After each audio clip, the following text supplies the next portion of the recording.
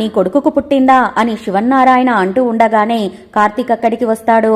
ఏంటమ్మా అంత అసహ్యకరమైన మాటలు వినిపిస్తూ ఉంటే చెవులు మూసుకోవచ్చు కదా అని కార్తీక్ అనగానే శివన్నారాయణకి కోపం వచ్చేసి, ఏంట్రా మీకు నేనైతే అవసరం లేదు కానీ నా డబ్బులైతే అవసరం వచ్చాయా? ముందు మీ అమ్మను పంపించి తర్వాత నువ్వు వస్తున్నావా అని అడుగుతాడు. నేనేమీ మా అమ్మని ఇక్కడికి వెళ్ళమని పంపించలేదు. మాకొచ్చిన కష్టాన్ని చూడలేక మా అమ్మ ఇక్కడికి వచ్చిందేమో. అయినా అమ్మ నువ్వెందుకు ఇక్కడికి వచ్చావు? ఇక్కడ నీకేమైనా జాలి దయ దొరుకుతాయని అనుకుంటున్నావా?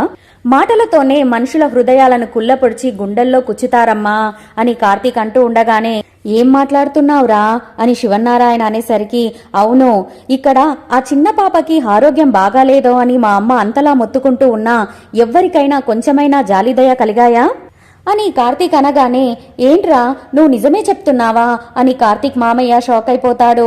అవును మామయ్య నేను నిజమే చెప్తున్నాను.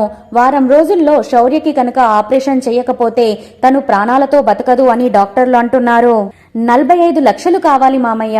ఎక్కడి నుంచి తీసుకురావాలో ఎలా తీసుకురావాలో అర్థం కాని పరిస్థితుల్లో మేమున్నాం మామయ్య.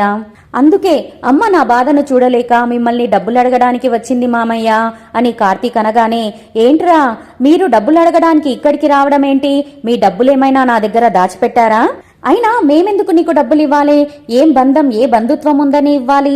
మేమిచ్చిన ప్రతి వస్తువుని కూడా తీసేసి టేబుల్ మీద పెట్టి మరీ మాకు ఏమీ అవసరం లేదని ముఖం మీద కొట్టినట్టు చెప్పి వెళ్ళావు కదా. మరి ఇప్పుడు ఏ ముఖం పెట్టుకుని వచ్చి మరి డబ్బులు అడుగుతున్నావురా అని శివన్నారాయణ కోపంగా అడుగుతూ ఉంటాడు. ఇక ఇంతలో ఇంటి దగ్గర దీప ఇంట్లో ఎవ్వరూ కనపడకపోయేసరికి టెన్షన్ పడుతూ ఉంటుంది. కార్తీక్ బాబుతో సహా ఇంట్లో వాళ్ళందరూ కూడా 2 రోజులుగా పాప గురించి టెన్షన్ పడుతూనే ఉన్నారు. కాంచనమ్మ గారికి ఏదైనా బాధ వచ్చిందంటే వెంటనే సుమిత్రమ్మ గారి దగ్గరికి వెళ్లి చెప్పుకుంటుంది. సుమిత్రమ్మ గారి దగ్గరికి ఏమైనా వెళ్లారా అని అనుకుంటూ దీప వెంటనే సుమిత్ర గారికి ఫోన్ చేస్తుంది. దీప ఫోన్ ని చూసుకోగానే సుమిత్ర సైడ్కు వచ్చేసి, మరి ఏంటో చెప్పు దీప అని అడుగుతుంది. మా అత్తయ్య గారు అక్కడికి వచ్చారా అని దీప అడగగానే, అవును దీప ఇక్కడికే వచ్చారు అని తను ఫోన్లో మాట్లాడుతూ ఉండగానే దీప ఫోన్ పెట్టేస్తుంది. అదేంటి దీప ఇలా ఫోన్ కట్ చేసింది? కార్తీక్ కూడా ఇక్కడికే వచ్చాడు అని నేను చెప్దామనుకునే లోపే తను ఇలా కట్ చేసిందేంటి అని సుమిత్ర మనసులో అనుకుంటూ ఉంటుంది. ఫోన్ పెట్టేసిన తర్వాత సుమిత్ర హాల్లోకి వచ్చేసి, ఇంత చిన్న విషయానికి గొడవలెందుకు మామయ్య? వాళ్ళకి డబ్బులిచ్చి పంపియ్యొచ్చు కదా అని చెప్తుంది. ఏంటి సుమిత్ర నువ్వు కూడా ఇలా మాట్లాడుతున్నావేంటి? వాళ్ళు నాతో మాట్లాడిన తీరు నువ్వు చూడలేదు కాబట్టి నీకు ఇలా అనిపిస్తుందా? లేక నా అవమానం నీకు కనపంచడం లేదా? వాళ్ళు ఎంత హీనంగా ప్రవర్తించారో నీకు తెలుసా? కార్తీక్ అయితే పేపర్లన్నీ కూడా చించి నా ముఖాన కొట్టేసి నీది నాకు ₹1 కూడా అవసరం లేదు అని చెప్పాడు. అంతలా వాళ్ళు ప్రవర్తించిన తర్వాత కూడా నేను డబ్బులు ఇస్తాను అని నువ్వు ఎలా అనుకుంటున్నావమ్మా అని శివన్నారాయణ అనేసరికి ఇంతలో ఇక్కడ దాసు కూడా కళ్ళు తెరుస్తాడు. అది చూసిన స్వప్న వెంటనే కాశీ కాశీ అని అరిచే వరకు కాశీ పరుగున అక్కడికి వస్తాడు. మామయ్య గారు కళ్ళు తెరిచారు అని అనగానే, నానా నానా నీకు ఏమీ కాలేదు కదా అని కాశీ అడుగుతూ ఉంటాడు. కాశీ చాలా సంబరపడిపోతారు. ఇక వెంటనే పారిజాతానికి కాల్ చేస్తారు. కానీ ఇక్కడ ఇంట్లో గొడవ మాత్రం కంటిన్యూగా జరుగుతూనే ఉంటుంది. ఇంతలో దీప కూడా ఇంటికి వచ్చేస్తుంది. దీపను చూసిన శివన్నారాయణ, ఇంకేంటమ్మా నువ్వు ఒక్కదానివే తక్కువైపోయావా గొడవ పడ్డానికి? ఇక నువ్వు కూడా వచ్చావా? రా గొడవపడు అని వెటకారంగా అనేసరికి, ఏంటి గొడవ పడడం ఏంటి? అసలు ఏం జరిగింది అని అనేసరికి, ఇదిగో మీ ఆయన మీ అత్త మీ సొంత అత్త అందరూ ఇక్కడికొచ్చి గొడవ పడుతున్నారు. ఇక నువ్వొక్కదానివే తగ్గావా ఇక్కడికొచ్చి గొడవ పడడానికి? ఏంటి నీ కూతురి కోసం 45 లక్షలు అవసరం పడ్డాయా అని శివన్నారాయణ అనేసరికి, ఏంటి కార్తీక్ బాబు వీళ్ళు మాట్లాడుతుందేంటి అని దీప అయోమయంలో పడుతుంది. ఏం లేదు దీప ఏమీ లేదు, ముందు నువ్వు ఇక్కడి నుంచి వెళ్ళు అని కార్తీక్ సర్ది చెప్తాడు. ఇక్కడ ఇలా గొడవ జరుగుతూ ఉండగానే పారిజాతానికి కాశీ దగ్గర నుంచి ఫోన్ వస్తుంది. ఏంటిరా చెప్పు కాశీ అనగానే, మా నాన్నకి స్పృహ వచ్చింది నానమ్మ అని చెప్పే వరకు ఇప్పుడే బయలుదేరి వస్తున్నాంరా అని పారిజాతం అంటుంది. ఇక ఫోన్ పెట్టేసిన తర్వాత, అదిగో నా కొడుకుకి అక్కడ స్పృహ వచ్చిందంట. ఇక్కడ ఉండే గొడవలు ఎప్పుడూ కూడా ఉండేవే కదండి, పదండి ముందు నాతోటి రండి. ఎప్పుడు చూసినా నా మాటని మీరు పెడచెవిన్నే పెడతారు, కానీ ఇప్పుడు మాత్రం మనం వెళ్లి తీరాల్సిందే. నా కొడుకుకి స్పృహ వచ్చిందంట, పదండి అని పారిజాతం అనగానే, సరే పద వెళ్దాం అని శివన్నారాయణ కూడా బయలుదేరతాడు. ఏంటి దాసు స్పృహలోకి వచ్చాడా? కొంపతీసి నేనే నేనే దాసుని కొట్టాను అని చెప్పేస్తాడా ఏంటి అని జోష్న టెన్షన్ పడుతూనే పదండి మనం కూడా వెళ్దాం అని అనగానే, ఏంటి జోష్న వస్తావా? ఎక్కడికొస్తావు నువ్వు అక్కడికి వచ్చావంటే ఆ తర్వాత నేను ఎలాంటి నిర్ణయం తీసుకుంటానో నువ్వు ఊహించలేవు అని భయపెట్టేసరికి జోష్న సైలెంట్ గా ఉంటుంది. ఇక అందరూ కూడా హడావిడిగా బయలుదేరిపోతారు. కార్తీక్ కూడా వాళ్ళ అమ్మ వాళ్ళకి మీరు ఆటోలో వెళ్ళండి, నేను దీప దాస్ దగ్గరికి వెళ్ళేసి వస్తాము అని చెప్పగానే సరే అని వాళ్ళు కూడా వెళ్లిపోతారు. ఏంటి కార్తీక్ బాబు, అసలు మీ తాతయ్య గారేంటి అలా 45 లక్షలు మనం అడిగామని అంటున్నారు, ఏంటి సంగతి అని అడగగానే, నీకు తెలిసిందే కదా దీప, ఎప్పుడూ కూడా మా తాతయ్య డబ్బు మనిషే, డబ్బుల గురించే ఆలోచిస్తూ ఉంటాడు, నువ్వు పట్టించుకోకు అని కార్తీక్ సమర్థిస్తాడు. అసలు అత్తయ్య వాళ్ళు ఇక్కడికి ఎందుకు వచ్చారు అని దీప డౌట్ అడగగానే, ఏమో అమ్మ వాళ్ళు ఇక్కడికి ఎందుకు వచ్చారో నాకు కూడా తెలియదు, వాళ్ళు ఇక్కడికి వచ్చారు అని నాకు తెలిసిన వెంటనే నేను కూడా ఇక్కడికి వచ్చాను, అయినా అక్కడ దాస్ మామయ్యకి ఎలా ఉందో ఏంటో అని టెన్షన్ పడుతూ ఉండేసరికి దీపను టాపిక్ డైవర్ట్ చేసేసి కార్తీక్ అక్కడి నుంచి తీసుకెళ్లిపోతాడు. ఇక ఇంతలో శివన్నారాయణ సుమిత్ర అక్కడికి వెళ్లేసి దాసుని ఇలా అడుగుతూ ఉంటారు, ఒరే నాయనా, అసలు నువ్వు ఎవరితో శత్రుత్వం పెట్టుకున్నారా? నువ్వు ఎవరితో దెబ్బలు తిన్నావు? ఎప్పుడూ గొడవల్లోకి దిగడం వీరికి అలవాటే కదా, ఎవరితో గొడవ పెట్టుకున్నారో అందుకే చితక బాధేశారు అని శివన్నారాయణ అంటూ ఉంటే, నేను ఎవరి జోలికి వెళ్లలేదు, ఎవరితోటి గొడవ పెట్టుకోలేదు అని దాసు అంటూ ఉండగానే దశరథ్ వాళ్ళు కూడా అక్కడికి వచ్చేస్తారు. ఎలా ఉంది ఏంటి అని వాళ్ళు మాట్లాడుతూ ఉండగానే దీపా కార్తీక్లు కూడా అక్కడికి వచ్చేస్తారు.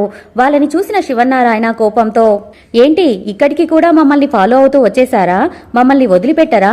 డబ్బులిచ్చే వరకు మమ్మల్ని ఇలాగే ఫాలో చేస్తూ ఉంటారా? మీకైనా మేము డబ్బులెందుకు ఇవ్వాలి? ఇలా ఫాలో చేసినంత మాత్రాన డబ్బులిస్తామా? శౌర్యని బతికించుకుంటారో ఏం చేసుకుంటారో అది మీ ఇష్టం అని శివన్నారాయణ అనగానే, ఏమైంది కార్తీక్ అని దాసు అంటాడు. ఏమీ లేదులే మామయ్య, ఏమీ జరగలేదు అని కార్తీక్ అంటూ ఉంటే, ఇంతవరకు వచ్చాక దాయడం ఎందుకు? శౌర్యని కాపాడుకోవడానికి వీళ్ళకి డబ్బులు కావాలంట అని శివన్నారాయణ అనేసరికి, మీ మనవరాలి గురించే మీరు తప్పుగా మాట్లాడుతున్నారా అని దాస్ అంటాడు. మీ రక్తాన్ని మీరు తప్పు పట్టుకోకండి. దీప మీ మనవరాలు, శౌర్య మీ మునివరాలు, ఆ విషయాన్ని మీరు మర్చిపోకండి అని దాసు అనేసరికి, ఏం మాట్లాడుతున్నావురా? అయినా పారిజాతం, నీ కొడుకు ఏం మాట్లాడుతున్నాడు? తల మీద దెబ్బ పడేసరికి తనకి ఏం మాట్లాడుతున్నాడో గుర్తుకు రావడం లేదా అని శివన్నారాయణ అంటాడు. నిన్నసలు జ్యోత్స్న ఎందుకు కొట్టిందిరా అని దశరథ్ అడగగానే, నన్ను జ్యోత్స్నోదిన కొట్టిందని నీకు తెలుసా అని దాసు షాక్ అయిపోతాడు. అవును నాకు తెలుసు అని దశరథ్ అనగానే, ఏం మాట్లాడుతున్నావురా? అసలు జ్యోత్స్న వీళ్ళను కొట్టడం ఏంటి అని షాకింగ్ గా శివన్నారాయణ అడుగుతాడు. ఇంతవరకు వచ్చిన తర్వాత ఇంకా దాచిపెట్టడం ఎందుకన్నయ్యా? మొత్తం చెప్తాను. అసలు ఎందుకు నన్ను కొట్టింది అంటే, జ్యోత్స్న మన ఇంటి వారసురాలు కాదు అన్నయ్య, ఆ విషయం నాకు తెలుసు. మన ఇంటి వారసురాలు ఎవరో కూడా నాకు తెలుసు. ఆ విషయం నేను అందరికీ ఎక్కడ చెప్తానో అని చెప్పి నా తల మీద నన్ను కొట్టి నన్ను చంపాలని చూసింది అని దాసు అనగానే అక్కడున్న వాళ్ళందరూ కూడా షాక్ అయిపోతారు. అసలు నువ్వేం మాట్లాడుతున్నావురా అని దశరథ్ అడిగేసరికి, చెప్పమ్మా నువ్వు చెప్పు, అన్నీ నీకు తెలుసు కదా, ఏం చేసినా నీ మంచి కోసమే చేస్తున్నాను అని జరిగిందంతా చూస్తూ నిలబడ్డావు కదమ్మా. ఒకవేళ నేను చనిపోయినా కూడా నువ్వు ఏడుస్తావే తప్ప నా గురించి అసలు బాధపడవన్నమాట అని దాసు అనేసరికి, అలా మాట్లాడతావేంటిరా? నేనేది చేసినా నీకోసమే, నువ్వు నా కన్న బిడ్డవి అని చెప్తానురా, నేను చెప్తాను అనేసి పారిజాతం జరిగిందంతా చెప్తుంది. సుమిత్ర, నిజంగా జ్యోత్స్న నీ కూతురు కాదు, కానీ నీ కూతురు ఎవరో నాకు తెలియదు అని చెప్పే వరకు అందరూ కూడా షాక్ అయిపోతారు.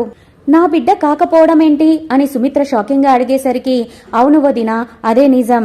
నీకు పురిటి నొప్పిలొచ్చి బిడ్డల్ని పుట్టినప్పుడు మా అమ్మ బిడ్డలని మార్చేసింది. నాకు పుట్టిన జ్యోత్స్నను నీ దగ్గరికి చేర్చింది.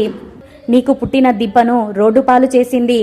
దీప రోడ్డు మీద ఉన్నప్పుడు అనసూయ వాళ్ళ అన్నయ్యనే తీసుకెళ్లి తనను కన్నబిడ్డలాగా పెంచుకున్నారు. ఎన్నోసార్లు ఈ విషయాన్ని నేను మీకు చెప్పాలని ప్రయత్నించాను, కానీ ఎన్నిసార్లు ప్రయత్నించినా అన్నిసార్లు జ్యోత్స్న నన్ను అడ్డుకుంటూనే ఉంది. ఎప్పుడైతే దీప పెట్టుకున్న టిఫిన్ బండిని జ్యోత్స్న తగలబెట్టి కాల్చేసిందో అప్పుడు కోపంతో నేను జ్యోత్స్న దగ్గరికి వెళ్లి నిలదీస్తూ ఉంటే అప్పుడు మా మధ్య జరిగిన ఘర్షణలో జ్యోత్స్న నన్ను కొట్టి చంపేయాలని చూసింది. సుమిత్ర షాక్ అయిపోయి, నువ్వు చెప్పేది నిజమా దాసు అని అడుగుతుంది.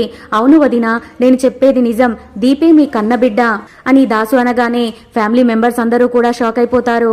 మీ మనవరాలు జ్యోత్స్న కాదు, ఈ దీపే మీ మనవరాలు, అక్కడ ప్రాణాపాయ స్థితిలో ఉన్నది మీ ముని మనవరాలు అని దాసి చెప్పేసరికి దశరథ్ కళ్ళల్లో నీళ్లు పెట్టుకుని ఏడుస్తూనే ఉంటాడు. శివన్నారాయణ ఒక్కసారిగా గుండె పగిలి కింద పడిపోతాడు. ఏంటి, దీప నా మనవరాల, చనిపోయి చావు బతుకుల్లో ఉంది నా ముని మనవరాల, ఎంతగానో వాళ్ళని నేను అవమానించాను, చస్తే చావు అని చెప్పి శాపనార్థాలు కూడా పెట్టాను. దశరథ, మనం ఇంక ఒక్క క్షణం కూడా ఆగకూడదు, వెళ్దాం పద, నా ముని మనవరాల్ని చూడాలి అని శివన్నారాయణ అనేసరికి ఇక ఎలాగైనా సరే శౌర్యని కాపాడుకోవాలని చెప్పి శివన్నారాయణ, దశరథ, కార్తీక్ హడావిడిగా అక్కడి నుంచి బయలుదేరతారు.